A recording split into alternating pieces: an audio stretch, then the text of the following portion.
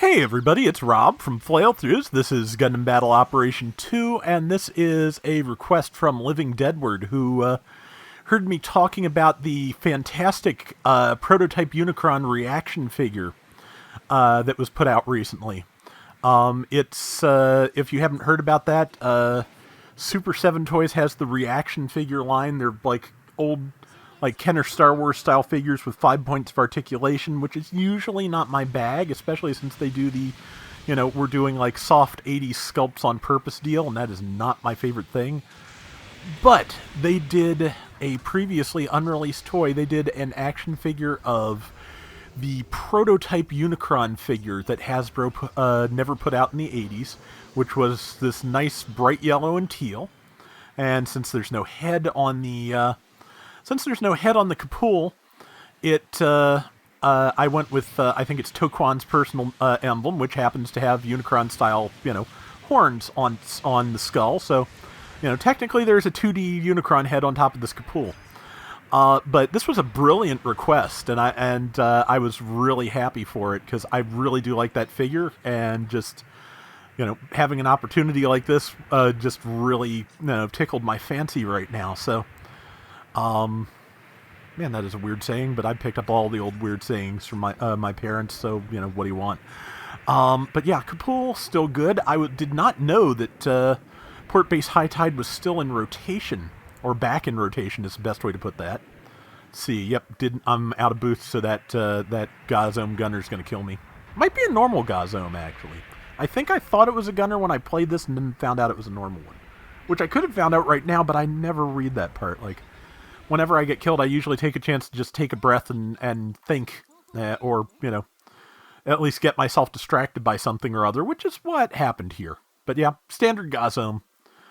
But yeah, it's nice to see Port Base and High Tide back in circulation, and we are going to take a brief intermission from our Unicron, and we are going to get back out there in a certain stolen Gazome. So, going to use hopefully the wrist beam guns. There's a lot of stuff here that is really close to death if I can pull it off. So, I would like to pull it off because, yeah, like I said, it can rack up quite a few points here, and always fun to do that in somebody else's mobile suit, honestly. Just like steal a mobile suit and wipe the enemy team. That is like the opening job description for being Amuro Ray right there.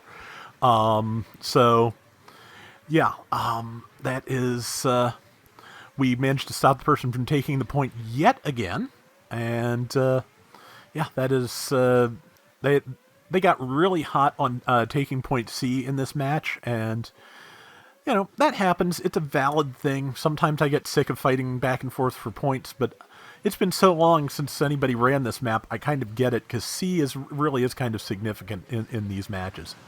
But I wanted to hold on to it so the person couldn't just respawn and reclaim the suit and disable the self-destruct, even if it did have very little health. So, and I'm going to throw some support fire out there and then get back in my own robot. So, alright, okay, yeah, we have a, I forgot we have something with a beacon, I think. Does one of the Night Seeker Voskis have that? Maybe possibly both the Night Seeker Voskis. That is part of the Night Seeker equipment package generally, is a, not a fake beacon, but a support beacon. So, I was going to see if I could charge my big beam gun, but short answer is no. Longer answer is not with that little bit of a run up. Now from here I can, but I'm also too far away to hit with it, and I'm hitting the scenery. So yeah, just have I mentioned it's been a while since I ran the Kapool. I was never great with that big beam gun anyway, but the trick with most big beam guns, or sustained damage beam vomit guns, is you always feel.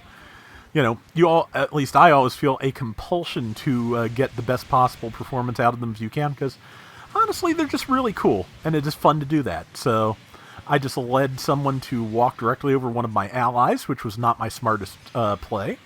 Luckily, my other allies are smarter than I am and are keeping me alive, and I'm just going to try and land something good on somebody. Going to throw missiles. Kapool does have really good missiles, which is, they can be fired by boosting, which as far as I'm concerned is the hallmark of top flight missiles. So, and got the Zagak E, and got killed before I could do anything about that Barzam Custom moving in on me. I want to say it was probably the Gazome that got me again. No, Hyzak Cannon. That's fine. And yeah, so far so good. We've got 72.75 to 50.50 is not bad at all. 58.75 still not bad at all. If it goes up to like 65, I'll go, okay, now it's getting bad. But, for now, we're holding. And I'm coming back in. Not going to bother with support fire yet, but it is available again because we've once again been scrapping over point C, as tends to happen on this map. But I should just go down in the water, but there's kind of a lot of stuff down in the water, and I don't want to do that yet. And the Zagak just literally walked into that, which is nice. And I can follow up with missiles. Didn't hit with any of them. The missiles and the small beam both kind of make good feelers in the water. If you're up top where you can't see where anything is, you can kind of just spray those and see if you can get some life bars to pop up. And sometimes it works, and sometimes you just got to go down there and start slapping after someone has died at this point, which means not my best move. There is the Gazome once again, which got hit by the big beam once again. And just got stun locked a little more, so I should be changing missiles and I should be able to make the kill, except it ran away, which wouldn't you. There's the Barzam Custom again. My missiles are not ready, so I have to go in close if I want to try and kill this. I do want to try and kill this, but unfortunately, I didn't. I used my left. If I had used anything but my left swing first, I'd have won that confrontation. But the tackle did the job. Now, those other three people, they're going to kill me, but I got the Gazome again. And I'm trying to do the big gun. My missiles were ready. I should have just used them, especially since there was somebody on the other side of me that might have lived long enough to benefit from somebody getting stunned. But like I said, the lure of the beam vomit is just too much. And boy, that is a weird statement. I'm going to say that differently next time, okay? But 50-some seconds left, 9,900 to 8,350. And yeah, I think we're doing pretty well. I think this Kapool round has come out pretty well. And yeah, I still like the Kapool. It's not bad. And yeah, it's a thing. And it looks good in these Unicron colors. So shame I already used the "This is Unicorn" tag in a different video because it would suit this, particularly well. But yeah, that's life. Another kill at the last second. We are maintaining a small lead. If I can keep myself alive and find a couple more things to shoot, we might be able to continue keeping that lead. Number 4 is kind of in bad shape, though. Yep. Beam is too low. It did not... I believe it comes from the chest, so it did not... it just hit the surface. And I think somebody died at the last second and we lost it, but it was a good enough round. I'm going with it. No, we won it, so I'll take that. And let's see.